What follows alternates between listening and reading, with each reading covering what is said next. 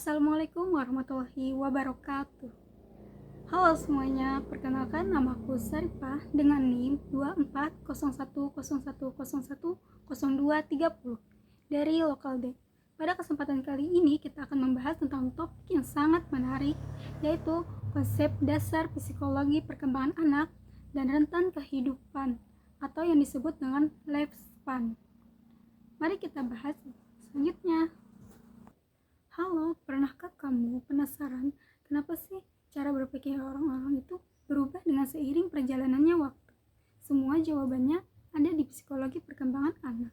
Ada yang tahu nggak apa sih psikologi perkembangan anak itu? Kita bahas.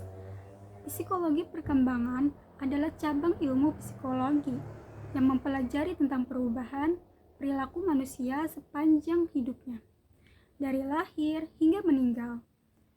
Psikologi perkembangan memiliki kekhasan perilaku individu dengan meneliti gejala-gejala psikologi yang berkaitan dengan perubahan individu itu sendiri. Perkembangan mencakup hal-hal berikut. Yang pertama merupakan cabang ilmu psikologi. Yang kedua, fokus pembahasannya adalah mengenai perilaku atau masalah psikologis individu. Dan yang ketiga, prosesnya dimulai dari konsepsi hingga ia dewasa. Perkembangan psikologi juga membahas perkembangan pada seorang manusia sejak ia bayi hingga ia usia lanjut, yang meliput perkembangan anak, yaitu bayi, balita, prasekolah, dan sekolah. Ada yang tahu gak sih masa bayi yang baru lahir itu disebut apa?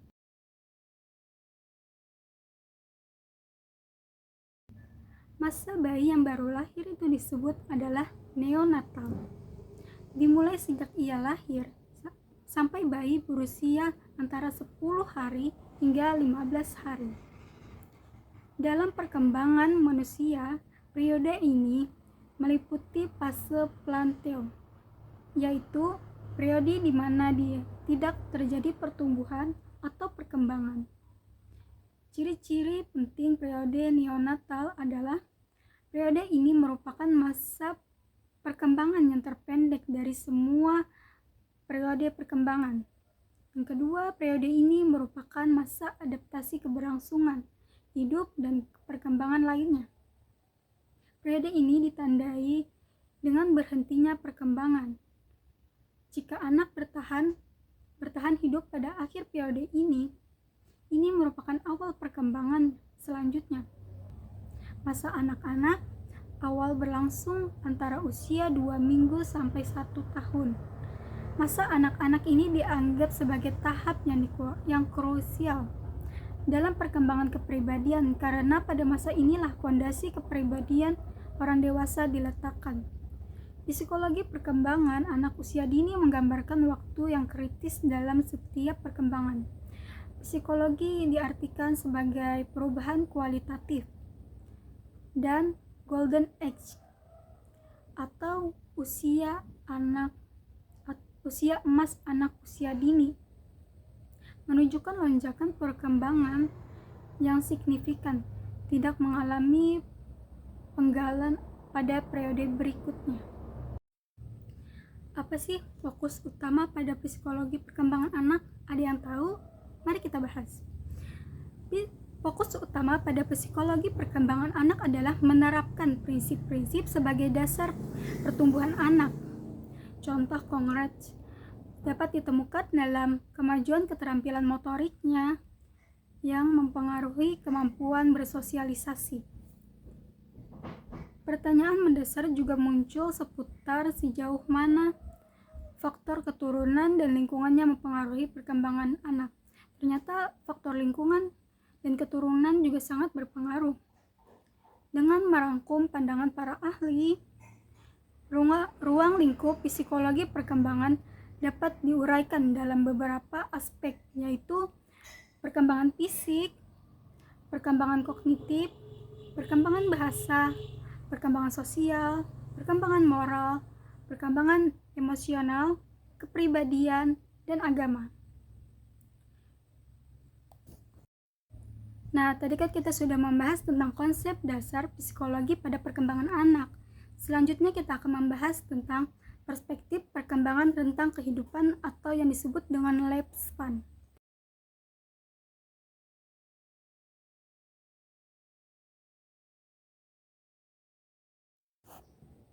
Ada yang tahu nggak sih apa yang dimaksud dengan perspektif perkembangan rentang kehidupan atau yang disebut dengan lifespan? Mari kita bahas. Perspektif perkembangan rentang kehidupan atau yang disebut dengan lifespan memandang individu yang resilient, mampu mengatasi stres, serta berbagai tekanan dan kesulitan untuk mencapai saraf fungsional hidup yang optimal, baik terhadap penghambatan yang spesifik di fase perkembangan tertentu mampu di sepanjang rentang kehidupannya. Perspektif ini menekankan bahwa perkembangan adalah proses yang terjadi sepanjang hayatnya, sebagai perubahan individu di dalamnya adalah hasil dari proses yang terjadi selama kurun waktu yang lama. Relasi pun terbentuk melalui proses panjang ini dengan pelibatan faktor risiko dan protektif yang dapat bervariasi antara tahap perkembangan individu. Perkembangan bersifat multidimensional, melibatkan berbagai macam aspek. Hal ini sejalan dengan pernyataan Touget dan Fredrickson tentang adanya keterkaitan antara dimensi perkembangan, baik secara fisik, kognitif, emosi, maupun sosial dalam konsepsi resiliensi. Perkembangan bersifat multidireksi, mencakup peningkatan atau penambahan kemampuan maupun penurunan.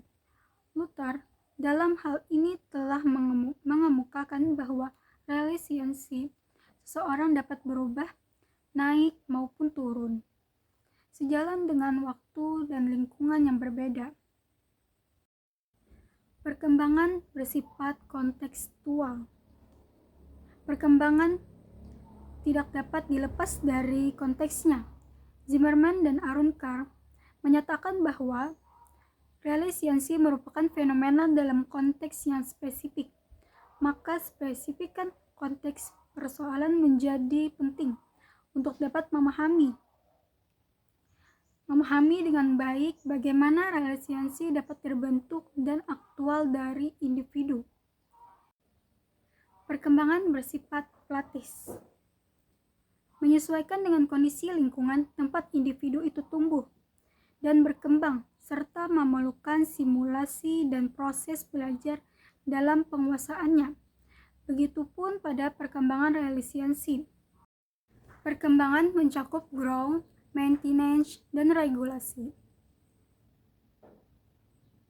Resiliensi juga demikian, salah satunya dijelaskan oleh Richardson dalam konsep resilience reintegration.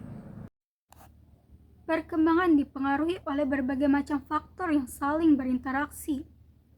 Baik faktor itu berasal dari lingkungannya sendiri atau dari dalam diri individu itu sendiri. Faktor-faktor tersebut antara lain adalah faktor genetik, faktor tingkat usia, sejarah hidup, kondisi keluarga, budaya masyarakat setempat, pengaruh non-normatif dari kejadian-kejadian spesifik dalam hidup individu itu sendiri, dan sebagainya. Terima kasih yang sudah menonton sampai akhir. Semoga apa yang disampaikan tadi bisa memberikan kamu wawasan dan ilmu baru. Ingat, setiap langkah kecil membawa kita lebih dekat ke mimpi yang lebih besar. Terima kasih sudah menonton, tetap semangat dan terus berkembang.